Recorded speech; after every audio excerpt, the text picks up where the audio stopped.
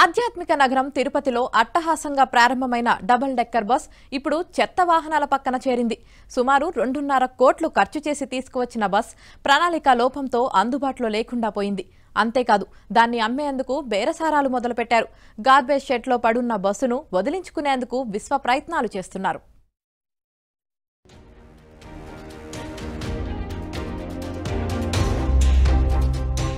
కలియుగ ప్రత్యక్ష దైవం ఆ శ్రీనివాసుడిని దర్శించుకునేందుకు నిత్యం వేలాది మంది భక్తులు తిరుమలకు వస్తుంటారు. అలా వచ్చే భక్తులతో ఎగువన ఉన్న తిరుమల మాత్రమే కాకుండా కొండ కింద ఉన్న తిరుపతి కూడా ఎల్లప్పుడూ కిటకిటలాడుతూ ఉంటుంది. ఆధ్యాత్మిక నగరం తిరుపతితో పాటుగా చుట్టుపక్కల ఉన్న దర్శనీయ స్థలాలను సందర్శించేందుకు భక్తులు 1-2 రోజులు తిరుపతిలోనే బస చేస్తూ ఉంటారు. అలా వచ్చే శ్రీవారి భక్తులకు తిరుమల, తిరుపతి అందాలను చూపించడంతో పాటుగా స్థానికులకు ఉపయోగపడాలని గత ప్రభుత్వ హయాంలో డబుల్ డెక్కర్ బస్సును తీసుకొచ్చారు. అయితే ఎంతో ఆర్భాటంగా ప్రారంభమైన డబుల్ డెక్కర్ బస్ అలంకారప్రాయంగా మారింది.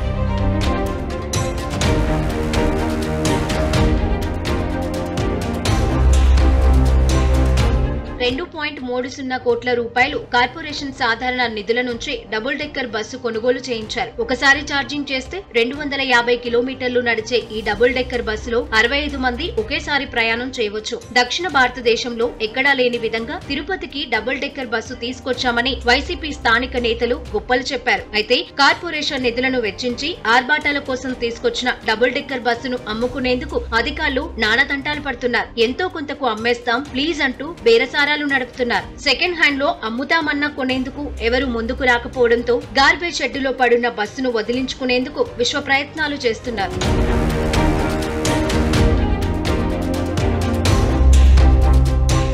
ముందుగా బస్సును ఆర్టీసీకి అప్పగించి అద్దె వసూలు చేయాలనుకున్నారు. ఈ తరహా బస్సుల నిర్వహణకు ఎలాంటి నిబంధనలు లేకపోవడంతో వారు నిరాకరించారు. చివరకు కార్పొరేషన్ భుజాలకెత్తుకుంది. ఇరుకు రోడ్లలో బస్సు రాకపోకలకు కష్టతరంగా మారడంతో రాత్రికి రాత్రే 2000కు పైగా చెట్ల కొమ్మలను నేలకూల్చి నిలువనీడ లేకుండా చేశారు. గతేడాది అక్టోబర్ 12న బస్సును రోడ్డుపైకి తీసుకొచ్చారు. ఎక్కడ ఎక్కి దిగినా 50 రూపాయలు బస్సు ఛార్జీని నిర్ణయించారు. రోజుకు 10 మంది కూడా ఎక్కకపోవడంతో కొంతకాలంగా ఉచితంగా తిప్పారు. బస్సుకు ఆర్టీసీ నుంచి ఎలాంటి రిజిస్ట్రేషన్ లేదు, కానీ దర్జాగా రోడ్లపై తిరిగేసింది. చట్టరీత్యా నేరం కావడంతో కార్పొరేషన్ అధికారులకు రవాణా శాఖ అధికారులు లేఖ రాశారు. బస్సు సీజ్ చేయాల్సి వస్తుందని హెచ్చరించినట్టు తెలిసింది. దీంతో వినాయక్ సాగర్ వద్ద గల గార్బేజ్ షెడ్డులో బస్సును పార్కు చేసి పెట్టేశారు. సుమారుగా 2.5 కోట్లు ఖర్చు పెట్టి తెచ్చిన బస్సును అలా చెత్త వాహనాల పక్కన పడవేయటం పైన విమర్శలు వ్యక్తమవుతున్నాయి. అంత నిధులు ఖర్చు పెట్టి తీసుకొచ్చిన బస్సును అందుబాటులోకి తేవాలని స్థానికులు, తిరుమలకు వచ్చే భక్తులు కోరుతున్నారు.